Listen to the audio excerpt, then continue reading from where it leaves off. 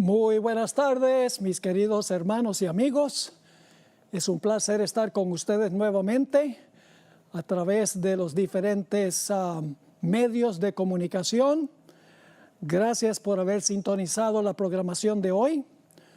Hoy tenemos un estudio supremamente importante que básicamente es una continuación del tema de ayer. Nuestro tema de hoy lleva como título La crisis que nos espera. Antes de comenzar, queremos tener una oración y luego después de eso vamos a repasar lo de ayer en preparación para material nuevo. Oremos. Padre Celestial, gracias te damos nuevamente por el privilegio de abrir tu santo libro. Abre mentes y corazones también por medio de tu Espíritu Santo. Quita cualquier obstáculo del corazón que pueda impedir que aceptemos tu mensaje. Gracias te damos por escuchar esta oración. Te lo imploramos en el nombre precioso de Cristo nuestro Salvador. Amén. Bien, vamos a repasar brevemente lo que estudiamos en el tema de ayer. Primero estudiamos 6 principios importantes que nos guían en nuestro estudio en el tema de hoy y el tema de ayer. En primer lugar, el estudio de Mateo 24 es supremamente importante. En segundo lugar, Mateo 24 tiene un doble cumplimiento. Se cumplen los eventos que llevan a la destrucción de Jerusalén y luego en los eventos que llevan a la destrucción final del mundo. En tercer lugar, hay que comparar los 3 evangelios que tienen este sermón de Jesús: Mateo, Marcos y Lucas, porque algunos evangelios tienen detalles que no tienen otros. Punto número 4 es que este sermón lo predicó Jesús especialmente para bien de los que profesan seguirle, no para los mundanos, sino para sus profesos seguidores, para que no sean engañados ni se rindan ante la persecución. En quinto lugar, los eventos de Mateo 24 están en orden cronológico. Es decir, empieza en el versículo 5 y los eventos ocurren exactamente en el orden en que van a ocurrir al final de la historia.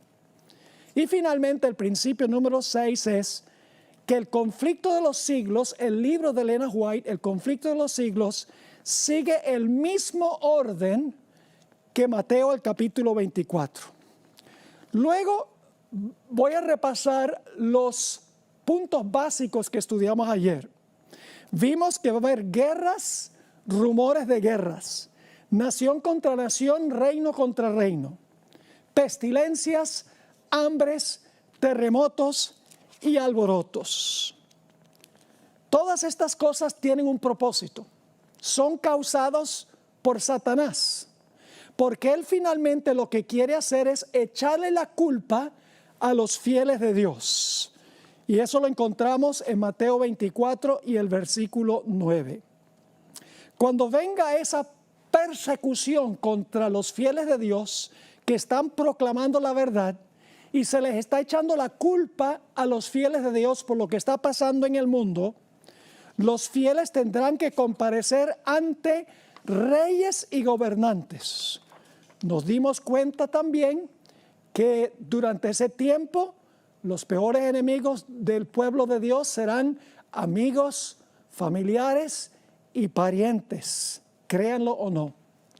Este periodo es lo que se conoce como el pequeño tiempo de angustia o el tiempo de angustia previo. Vimos que cuando venga este conflicto, cuando venga esta persecución, muchos que parecen ser fieles van a apostatar de la fe, van a tropezar, va a haber un zarandeo entre el pueblo de Dios. Se van a levantar también falsos líderes religiosos. Se llaman falsos profetas, falsos pastores, que le van a decir a la gente que los que están causando los males en la sociedad son aquellos que son fieles a Dios. Nos dimos cuenta que también va a multiplicarse la maldad, la transgresión de la ley entre los que profesan ser pueblo de Dios, los que tienen apariencia de piedad. Y nos dimos cuenta, sin embargo, que a pesar de la mundanalidad, a pesar de la persecución, a pesar de las falsas enseñanzas, va a haber un grupo que va a perseverar hasta el fin, y ese grupo será salvo. Y luego terminamos ayer en Mateo 24:14, donde habla de la proclamación del Evangelio a todo el mundo, y entonces vendrá el fin. Y esto está hablando del mensaje del primer ángel que va a toda nación, tribu, lengua y pueblo, llevando el Evangelio, y luego después de eso se ve a Cristo viniendo en una nube en Apocalipsis, el capítulo 14 y el versículo 15. Así que vamos ahora a entrar en terreno nuevo, en terreno especial que vamos a estudiar el día de hoy. Vamos a Mateo, el capítulo 24 y el versículo 15 y 16. Todo lo que hemos dicho ocurre mientras que la puerta de la oportunidad está abierta. Es decir, la puerta de la gracia no se ha cerrado todavía en todos los eventos que yo he repasado el día de hoy y que trazamos el día de ayer. Pero ahora llegamos a la gran prueba final. Se conoce como la abominación asoladora. Vamos a leer Mateo 24, 15 y 16. Por tanto, cuando veáis, dice Jesús, en el lugar santo, la abominación asoladora, de la cual habló el profeta Daniel, el que lee entienda, entonces los que estén en Judea huyan. Es decir, cuando vean la abominación desoladora o asoladora, es el tiempo de huir. Ahora, Lucas lo expresa de una forma distinta. Lucas 21 y el versículo 20 y 21 nos dice, pero cuando viereis a Jerusalén rodeada de ejércitos, sabed entonces que su destrucción ha llegado. Es decir, la abominación asoladora tiene que ver con los ejércitos, las legiones romanas que circundaron la ciudad de Jerusalén. Así que dice, pero cuando viereis a Jerusalén rodeada de ejércitos, sabed entonces que su destrucción ha llegado. Entonces los que estén en Judea, aquí está lo mismo que leímos en Mateo 24, huyan a los montes, y los que estén en medio de ella váyanse, y los que estén en los campos no entren en ella. Ahora, ¿qué fue esa abominación asoladora? ¿Qué tenían los ejércitos romanos que era la señal para los cristianos, los fieles que estaban en la ciudad? Elena White, en El conflicto de los siglos, página 25, explicó un poco más lo que fue la señal. No solamente fue que la ciudad fue circundada por los ejércitos o las legiones romanas, hubo algo más. Dice en El conflicto de los siglos, página 25, tan pronto como los estandartes idólatras, no solo son los ejércitos, los estandartes idólatras del ejército romano fuesen clavados en el suelo sagrado, que se extendía varios estadios más allá de los muros, los creyentes en Cristo debían huir a un lugar seguro. Al ver la señal preventiva, todos los que quisieran escapar debían hacerlo sin tardar. Es decir, la señal era cuando los soldados romanos tomaban sus estandartes y los clavaban en el suelo. Ahora necesitamos saber algo sobre los estandartes romanos.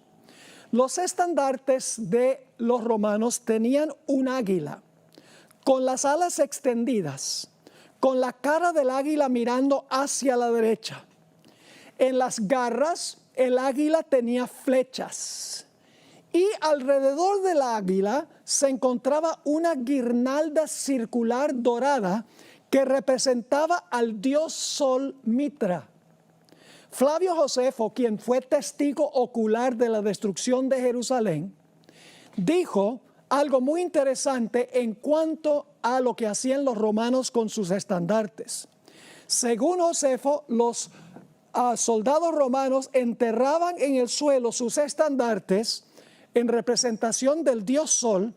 Luego se arrodillaban y les rendían a los estandartes adoración. Estaban adorando, en otras palabras, al dios Sol.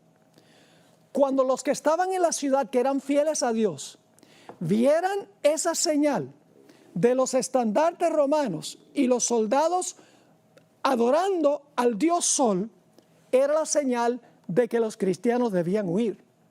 Pero la pregunta es, ¿cómo podían huir si la ciudad estaba sitiada por los ejércitos romanos? En el Conflicto de los Siglos, página 29, encontramos la explicación y luego les voy a leer una cita de Josefo donde él dijo lo mismo.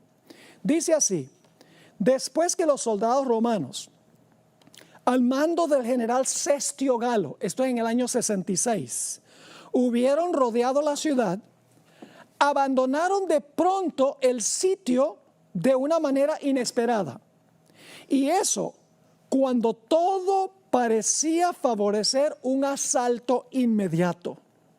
Perdida ya la esperanza de poder resistir el ataque, los sitiados estaban a punto de rendirse, es decir, los que estaban en la ciudad estaban a punto de rendirse, cuando el general romano retiró sus fuerzas sin motivo aparente para ello. Es decir, Cestio Galo con las legiones romanas se fue, cuando todo parecía que la ciudad iba a caer. Flavio Josefo escribió lo siguiente: sin haber recibido desgracia alguna y sin ninguna causa en absoluto, Cestio se retiró de la ciudad. Cuando Cestio se retiró, los judíos infieles que estaban en la ciudad dijeron: ve, los profetas nuestros tenían razón. Mire, Dios está asustando las legiones romanas, están huyendo. Y los judíos apóstatas dentro de la ciudad se fueron tras las legiones romanas y las legiones romanas sufrieron muchas bajas. Pero mientras Cestio Galo se iba con las legiones romanas, los fieles cristianos que habían visto la señal huyeron de la ciudad y no murió ni un solo cristiano en la destrucción de la ciudad de Jerusalén, porque habían visto la señal, los estandartes, como los soldados romanos se habían inclinado para adorar al dios Sol representado en el estandarte y huyeron. Ahora, ¿qué tiene esto que ver con la segunda aplicación en el tiempo del fin? Ahora vamos a ver cómo se aplica esto al final de la historia, porque vimos que Mateo 24 tiene una doble aplicación. Yo tengo aquí en mi bolsillo un billete de $1. Voy a hablarles por unos momentos sobre el billete de $1, especialmente la parte de atrás del billete, donde dice one, palabra uno en letra bien grande. Encontramos dos círculos en la parte de atrás del billete. Estos dos círculos son los dos lados del gran sello oficial de los Estados Unidos. Todas las proclamaciones presidenciales, legislativas y judiciales tienen que llevar este sello para que sean auténticos y para que sean ley. Van a encontrar en el primer lado de este sello, que está en el billete de $1, dicho sea de paso, este sello fue adoptado en 1782, solo 6 años después de la Declaración de Independencia en 1776. En un lado se encuentra una pirámide inconclusa. Encima de la pirámide está un ojo, se conoce como el ojo de la providencia, y saliendo del ojo se ven los rayos del sol. Se encuentra también al pie de esa pirámide el año 1776 en números romanos, muy significativo. Además de eso aparecen 2 inscripciones en latín, el idioma oficial del Imperio Romano. Arriba está la expresión annuit coeptis, que significa Él ha favorecido nuestra empresa. Abajo se encuentra la inscripción Novus Ordo Seclorum, que significa nuevo orden mundial. Y ustedes pensaban que el nuevo orden mundial es una cosa más reciente. No, va a la misma raíz y la fundación de los Estados Unidos. Eso es en un lado. Ahora, ¿qué tal en el otro lado? El otro círculo tiene un águila con las alas extendidas, mirando hacia la derecha, con garras, con flechas en sus garras. Encima de esa águila está el sol irrumpiendo a través de las nubes. Y abajo, más bien por encima del águila, aparecen las palabras e pluribus unum, es decir, de los muchos uno. Mis queridos hermanos y amigos, los historiadores documentan que los Estados Unidos obtuvo su sello oficial directamente del Imperio Romano, lo que estaba en el estandarte de los romanos. Ahora, si ustedes visitan la ciudad de Washington, D.C., van a encontrar que los edificios principales todos tienen arquitectura romana. Van a encontrar que la ciudad está llena de estatuas que conmemoran eventos históricos y los héroes, igual que sucedía allá en Roma. Además de eso, muchas de esas estatuas tienen fecha en números romanos. A principios de los Estados Unidos, los ejércitos no se llamaban ejércitos, se llamaban legiones. Y todos sabemos que la Cámara Alta del Congreso se llama Senado, y los que sirven allí se llaman senadores. ¿De dónde creen ustedes que viene todo eso? Viene del Imperio Romano Antiguo. Ahora, quiero leerles un par de citas del Espíritu de Profecía, a donde Ellen White hace la conexión entre la adoración del sol por parte de las legiones romanas en los estandartes y lo que va a pasar al final de la historia en el mundo cristiano. Leo primero de Testimonios para la Iglesia, tomo 5, página 426 y 427. Dice así: noten la comparación. Por el decreto que imponga la institución del papado en violación a la ley de Dios, esa es una ley dominical, nuestra nación, dice ella, hablando de los Estados Unidos, se desvinculará completamente de la justicia.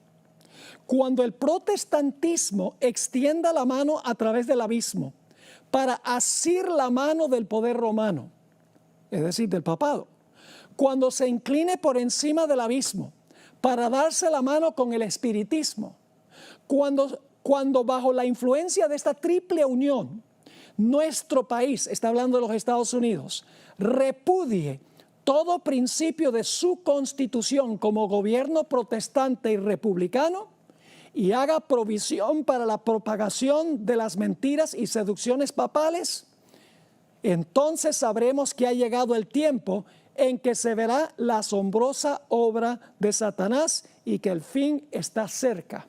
Ahora fíjense la conclusión de la cita.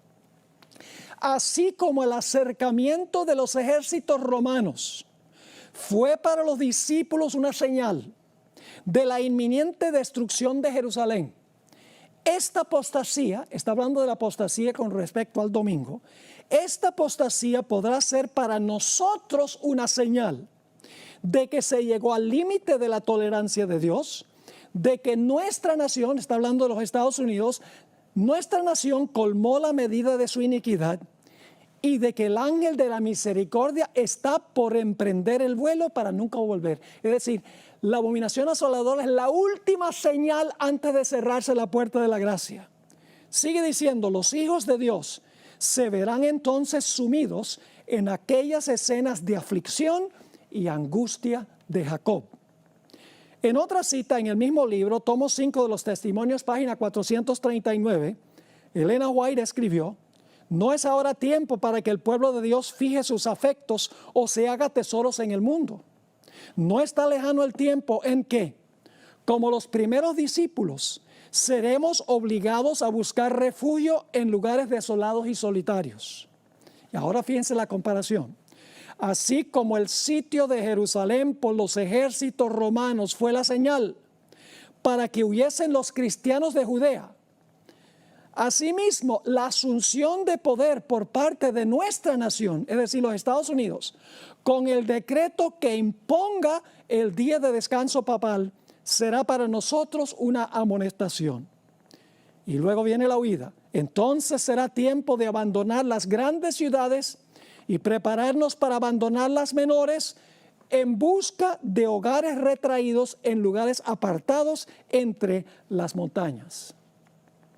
Todavía no se ha levantado en los Estados Unidos esta señal, pero la pandemia ha llevado a ministros protestantes y a sacerdotes católicos a abogar por una ley dominical para darle un descanso al medio ambiente y resolver el problema del cambio climático, para darle descanso a la familia, a los pobres y a los trabajadores. Tengo montones de artículos escritos en revistas y también escritos en libros donde están abogando por un día de descanso para bien del medio ambiente, la familia, los pobres y los trabajadores. Inclusive, el Papa Francisco ha abogado en favor de una ley dominical también por estas causas.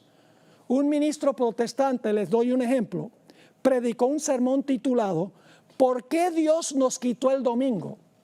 Porque aquí las iglesias no se pueden reunir por el asunto de la pandemia. Es decir, este pastor dice, Dios nos quitó el domingo, el derecho de ir a la iglesia el domingo, porque nosotros no hemos estado guardando el domingo como debe ser. Pero mis queridos amigos, la Biblia nos dice que las cosas van a ir de mal en peor. Eso lo estudiamos ayer. Y cuando ya el mundo se vea en un callejón sin salida, se va a establecer una ley dominical, porque se va a decir, estos desastres están viniendo porque no hemos guardado el santo día de reposo, el domingo, que no es santo, ni debe ser día de reposo. Es el primer día de la semana, un día de trabajo según la Biblia. Ahora, déjeme explicar.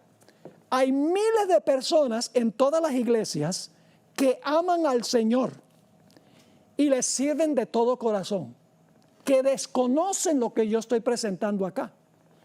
A nosotros nos incumbe saber esto, aun cuando nosotros digamos, no puede ser, esto no puede ser, si pertenecen a una iglesia a donde se observa el domingo. Yo sencillamente les digo lo que dijo Jesús a sus discípulos, se los he dicho antes, para que cuando venga, crean. Ahora, en la Biblia, la idolatría se identifica como la abominación. Noten, por ejemplo, Deuteronomio 7, 25 y 26. Deuteronomio 7, 25 y 26. Aquí Dios está hablando al pueblo de Israel. Las esculturas de sus dioses, es decir, de los paganos, quemarás en el fuego. No codiciarás plata ni oro de ellas para tomarlo para ti, para que no tropieces en ello. Pues es abominación a Jehová tu Dios. Los ídolos de los paganos eran abominación. Y no traerás cosa abominable a tu casa, para que no seas anatema. Del todo la aborrecerás y la abominarás, porque es anatema. Ahora escuchen bien. En la época de Constantino, en el siglo IV, la iglesia adoptó los objetos de culto de los paganos. Los paganos paganizaron a la iglesia, más bien que la iglesia cristianizara a los paganos. Entre ellos, entre los objetos que la iglesia adoptó de los paganos, está una estatua del dios Júpiter. Se encuentra hoy en la Basílica de San Pedro. La gente pasa por allí, yo creo que ahora no, porque ya se le está acabando el dedo gordo de un pie de tantos besos que le han dado, pero la gente venera esa estatua de Júpiter y dicen, ya no es de Júpiter, es del apóstol San Pedro. Ahora escuchen lo que voy a decir. La iglesia también adoptó el día domingo, el día del sol, como el día de descanso. No hay diferencia entre venerar los objetos de los paganos y venerar el día de los paganos. Por esto, repetidas veces, Elena White se refirió a la observancia del día del sol como idolatría o como una abominación. Ahora, alguien podría decir, pastor, no es lo mismo adorar al sol que adorar en el día del sol. Bueno, déjeme formularle algunas preguntas. Yo pregunto,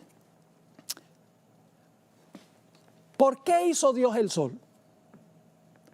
Yo pregunto, ¿el sol es un objeto de culto? No, el sol es un objeto secular. Ahora, ¿qué pasa si nosotros convertimos al sol en un objeto de culto? ¿Eso se llama qué? Idolatría. Ahora yo pregunto, ¿quién hizo el domingo? Dios hizo el domingo. ¿Lo hizo para la adoración? No. ¿Qué pasa si nosotros lo convertimos en un día de adoración si Dios no lo hizo un día de adoración? Es idolatría. No importa que nosotros veneremos a un objeto como el sol, como objeto de adoración, o un día que Dios no estableció para la adoración. El principio es el mismo, es idolatría. Permítame leerles algunas citas del Espíritu Profecía donde la hermana White dice que la observancia del día del sol, que llamamos domingo, es idolatría. En Testimonios para la Iglesia, página 170, ella escribió, se requerirá gran cuidado y sabiduría en la presentación de la verdad del sábado. Se necesitará una gran medida de la gracia y el poder de Dios para derribar el ídolo que se ha erigido en forma de un falso sábado. Es decir, el domingo es un ídolo que se ha erigido en la forma de un falso sábado. Aquí hay otra cita. Satanás ha llevado cautivo al mundo.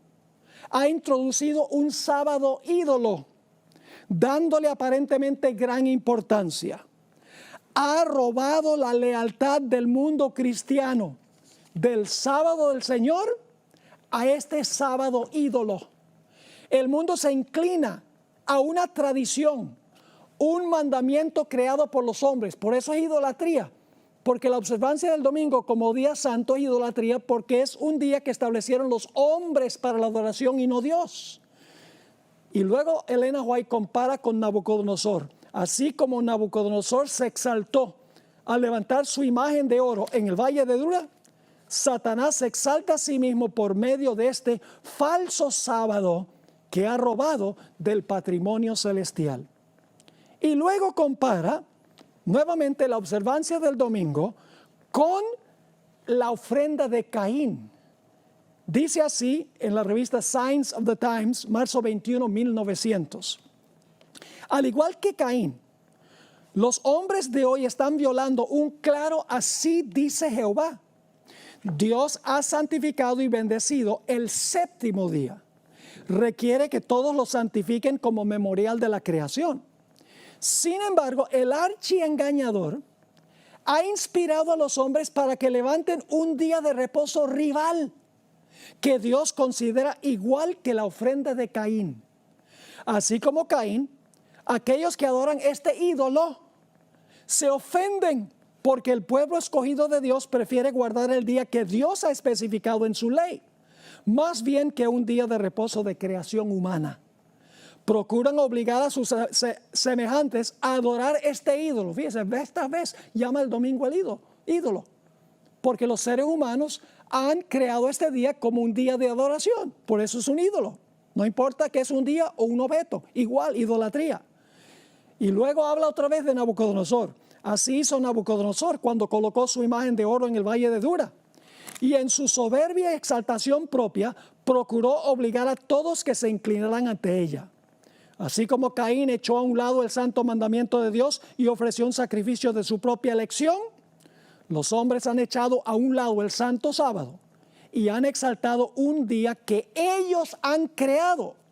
Y así como Caín se llenó de amargura contra Abel, ellos se llenan de amargura contra aquellos que por su observancia del sábado hacen ver mal la adoración de un día que carece de un mandato divino. Aquí hay otra, la Review and Herald, diciembre 20, 1898. Escribió Elena White: Pero este día, tan universalmente exaltado, hablando del domingo, es un sábado espurio, un día común de trabajo. Sí, porque Dios dijo 6 días trabajarás y el séptimo es el día de reposo. Sigue escribiendo, se acepta en lugar del día que Dios bendijo y santificó. Pero el seguro resultado de este curso de acción se deja ver en el castigo que recayó sobre Nadab y Abiú, los hijos de Aarón. Para los que desconocen esta historia, Dios le había dicho a los sacerdotes que cuando ofrecieran fuego con el incienso, sacaran el fuego del altar del sacrificio, porque ese fuego era santo, Dios lo había llovido sobre el altar. Pero Nadab y Abiú, bajo la influencia del vino, estaban un poco entumecidos mentalmente, llevaron otro fuego extraño.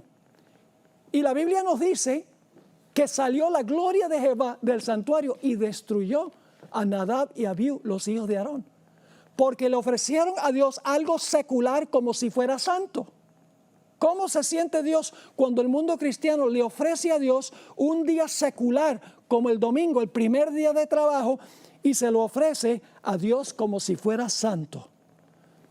Encontramos otra cita en la Carta 90, 1897. El mundo protestante ha levantado un sábado ídolo y lo ha colocado en el lugar a donde debe estar el sábado de Dios. Y así están andando en los pasos del papado. Otra cita en el libro La fe por la cual vivo. La observancia del domingo no es aún la marca de la bestia. Y no lo será hasta que se emita el decreto que obligue a los seres humanos a adorar este sábado ídolo. Ahora, déjeme leer una última cita. Voy a pasar por alto la siguiente cita y voy a leer la última cita que se encuentra en un documento que se llama Manuscript Releases, tomo 19, página 244. Entre los cristianos profesos hay idólatras, hombres y mujeres que no llevan el sello de Dios. Muchos han subvertido a la fe cristiana, convirtiéndola en idolatría, porque le dan a una institución de creación humana la gloria y el honor que Dios requiere para su día de sábado, y obligando a otros a adorar este ídolo. Dios visitará a los tales con juicios retributivos que derramará sin mezcla de misericordia sobre los inconversos que aborrecen la ley de Dios. Mis hermanos y hermanas, Dios ha dado una señal de que Él es el verdadero Dios, el Dios que nos santifica. Ezequiel el capítulo 20 y el versículo 12 y el versículo 20 nos dice cuál es la señal de Dios, de que Él es el verdadero Dios. Dice en el versículo 12, aquí está hablando Dios: les di también mis sábados para que fuesen por señal entre mí y ellos, para que supiesen que yo soy Jehová que los santifico. Y el versículo 20, y santificad mis sábados, no el sábado de los judíos. Dios dice, santificad mis sábados, y sean otra vez por señal entre mí y vosotros, para que sepáis que yo soy Jehová, vuestro Dios. Ahora escuchen bien. Si la marca o la señal del verdadero Dios es el sábado, el séptimo día, entonces la marca o la señal de la bestia tiene que ser otro día rival. Tiene que ser otro día de la semana creado por los hombres como día de adoración. Ahora permítame mencionar algo que no lo digo con la intención de ofender a nadie.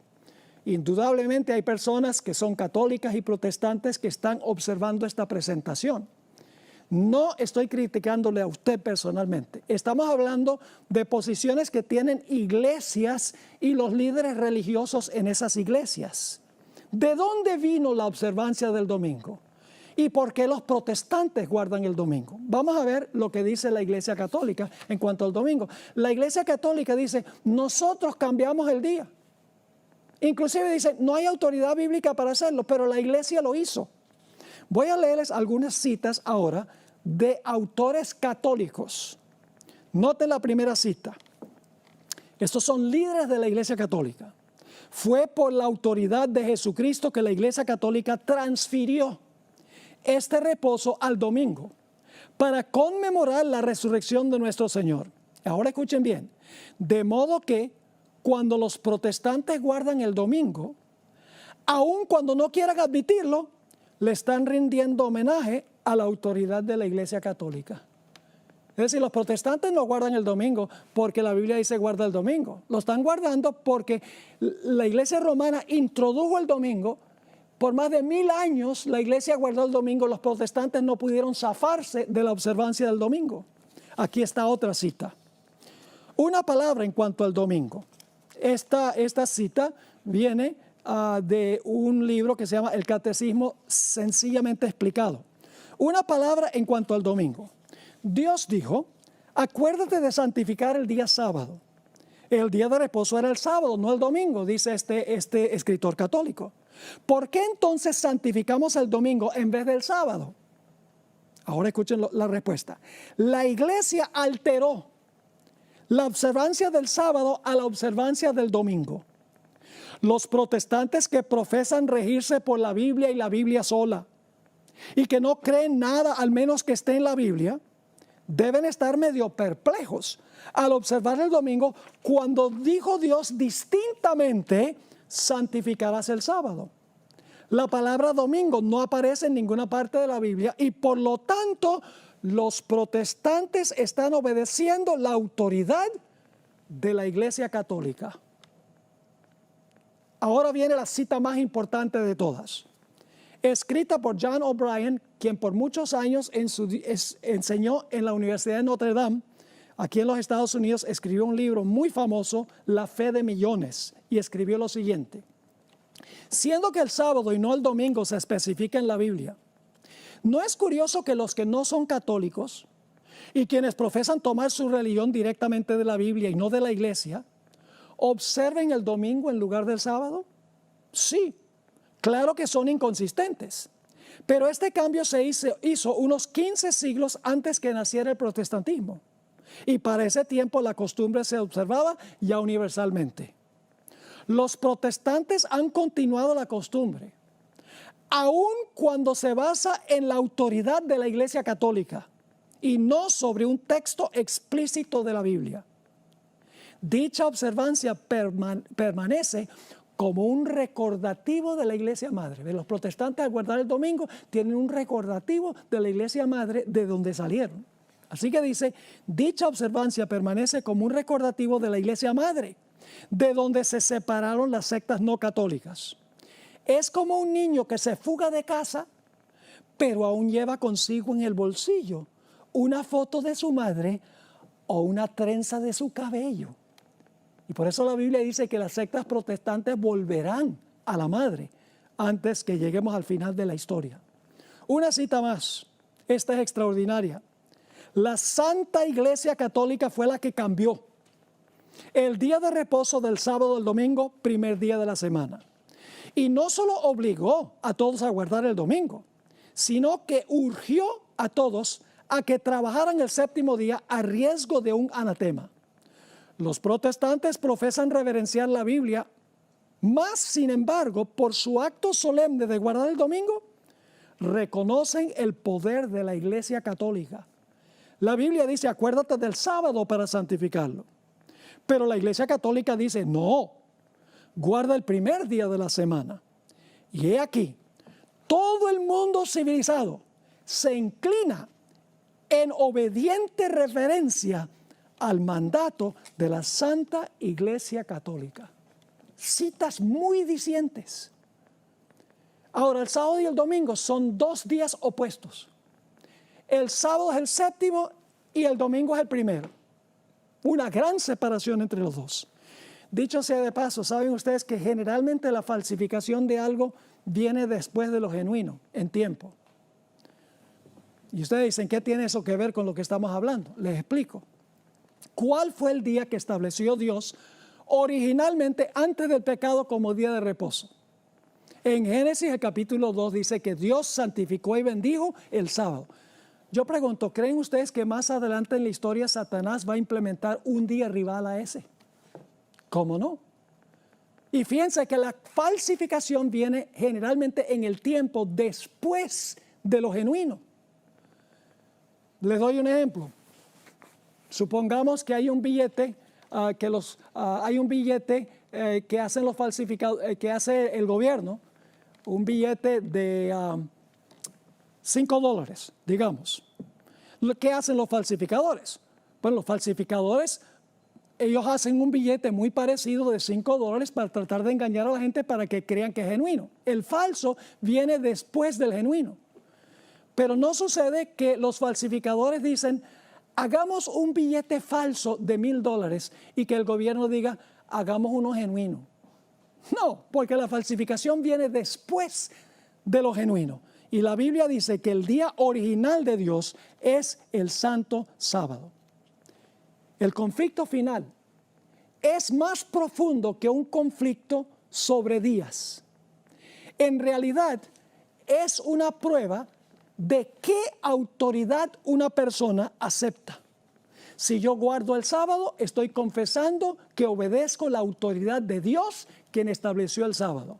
Si observo el domingo, estoy diciendo que acepto la autoridad del sistema que dice haber establecido el domingo como día de reposo. Detrás de los días está, ¿cuál autoridad acepto yo? ¿La del Creador y su sábado o la del papado y el domingo?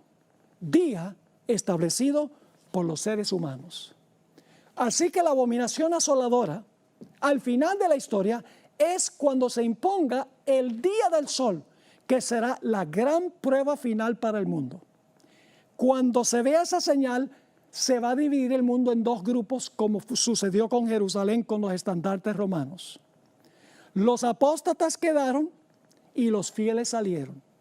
De la misma manera, al final de la historia, los apóstatas van a quedar y los fieles van a salir de Babilonia, como dice en Apocalipsis el capítulo 14 y también el capítulo 18.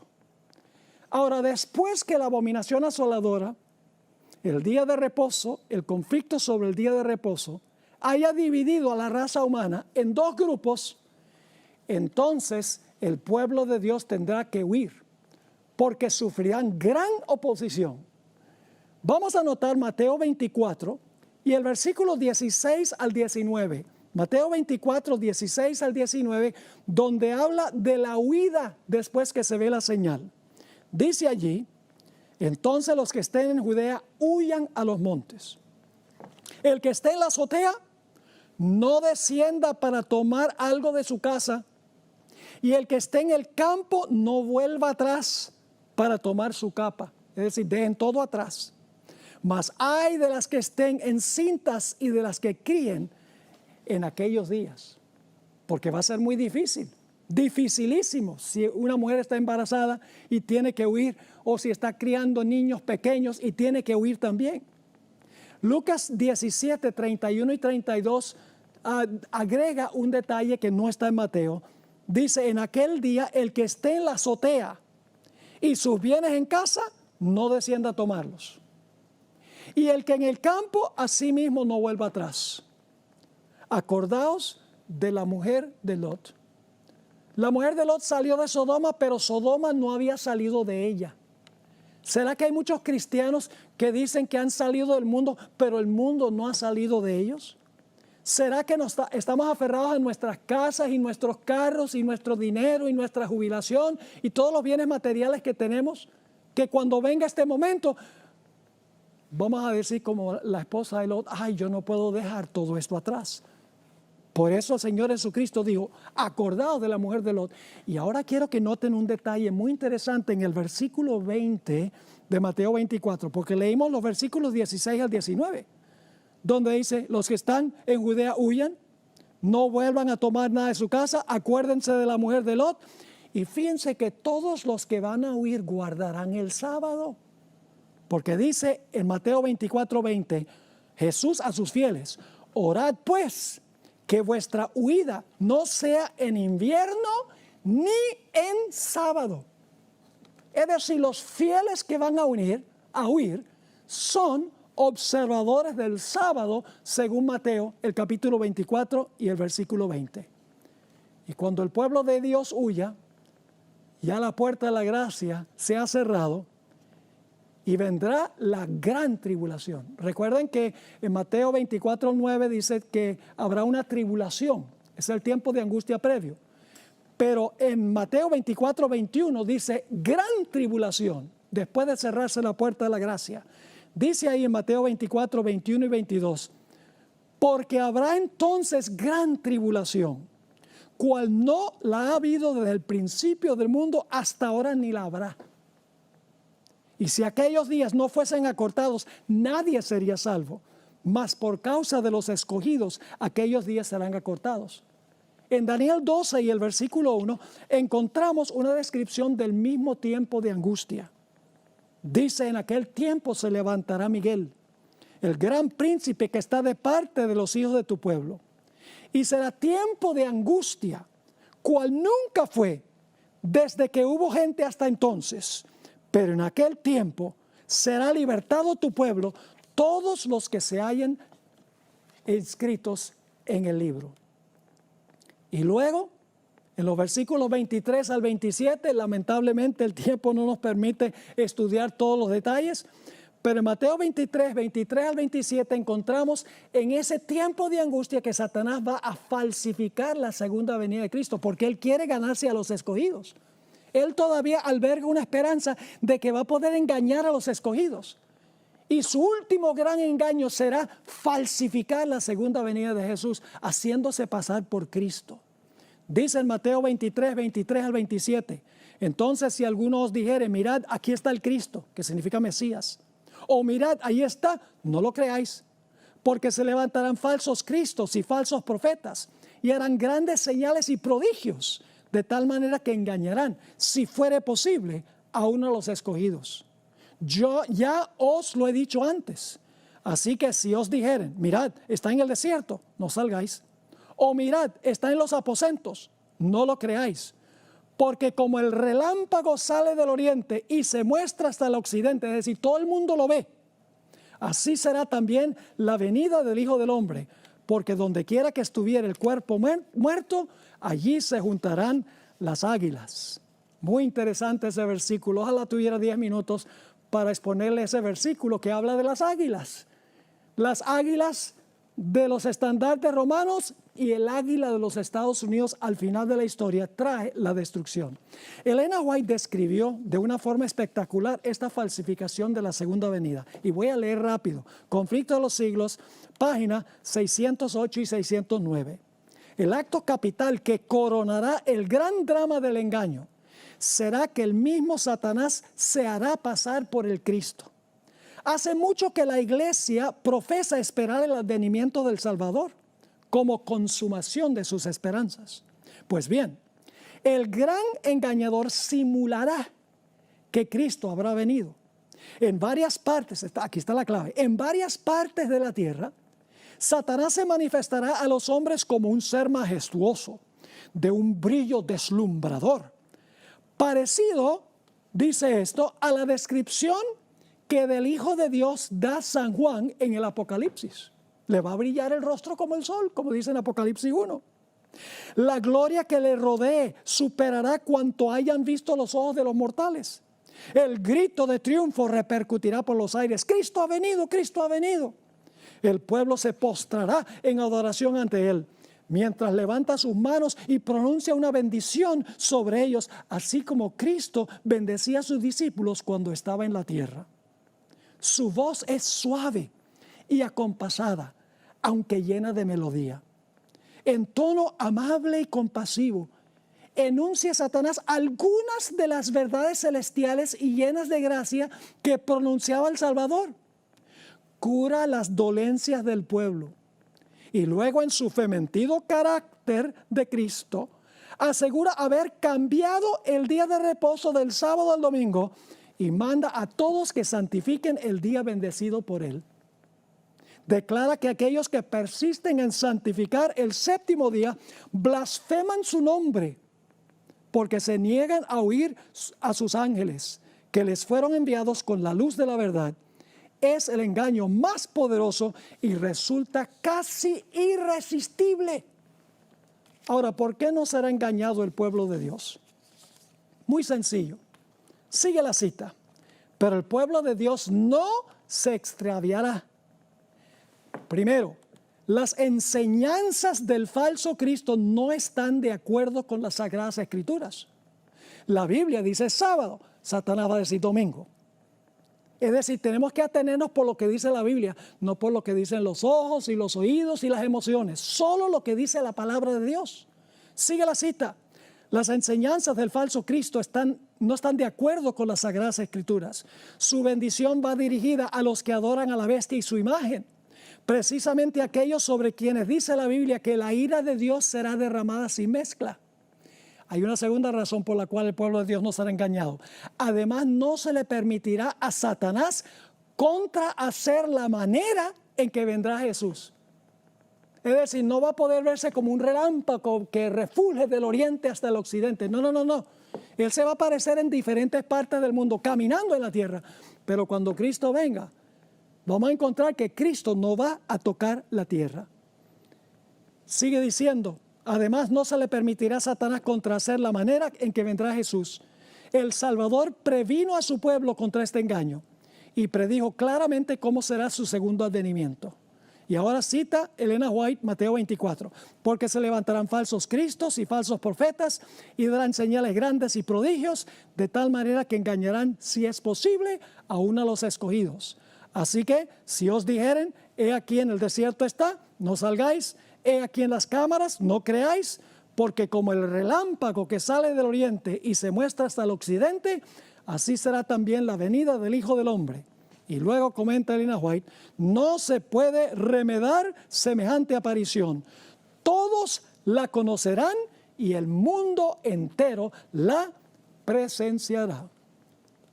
Y luego habrá señales en los cielos, en el sol, la luna y las estrellas, anunciando que Cristo está comenzando su segunda venida.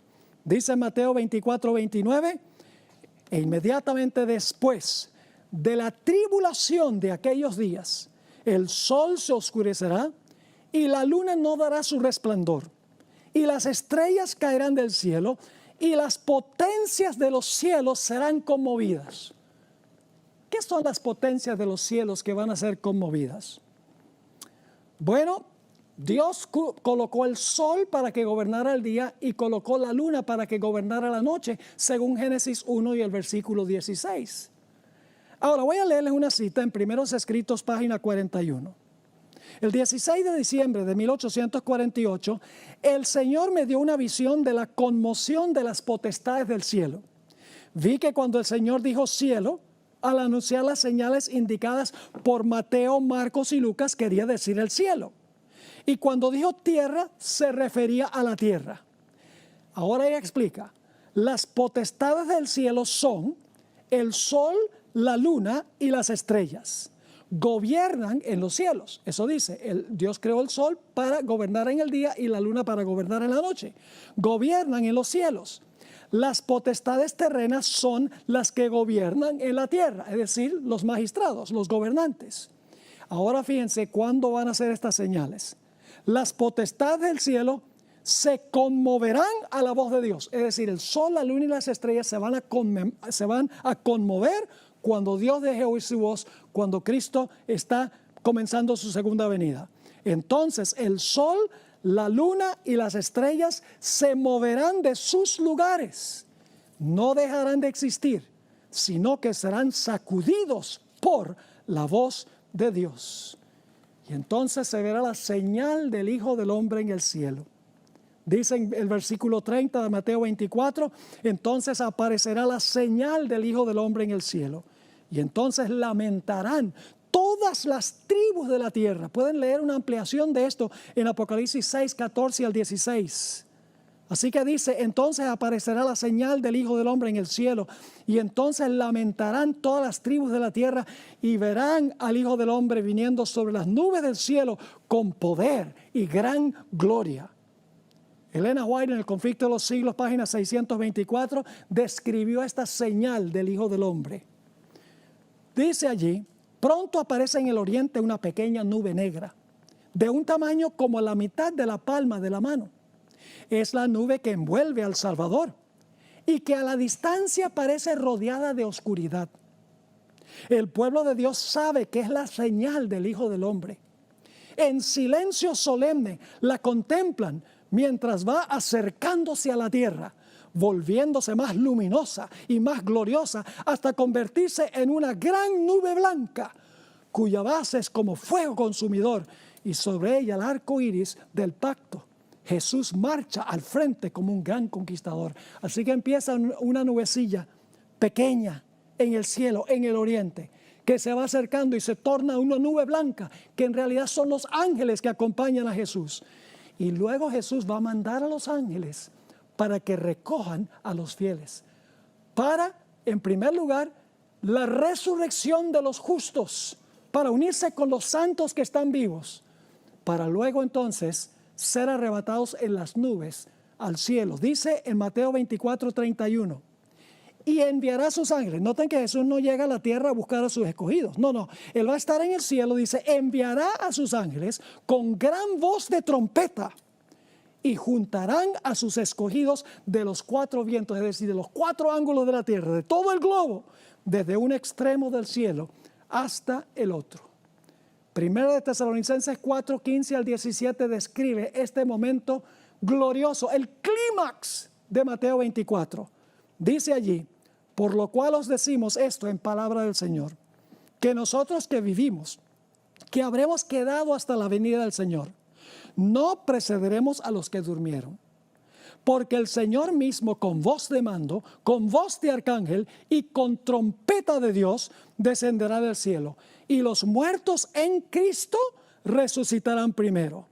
Luego nosotros los que vivimos, los que hayamos quedado, es decir, va a haber dos grupos, los que mueren y van a resucitar y los que están vivos hasta que Jesús venga.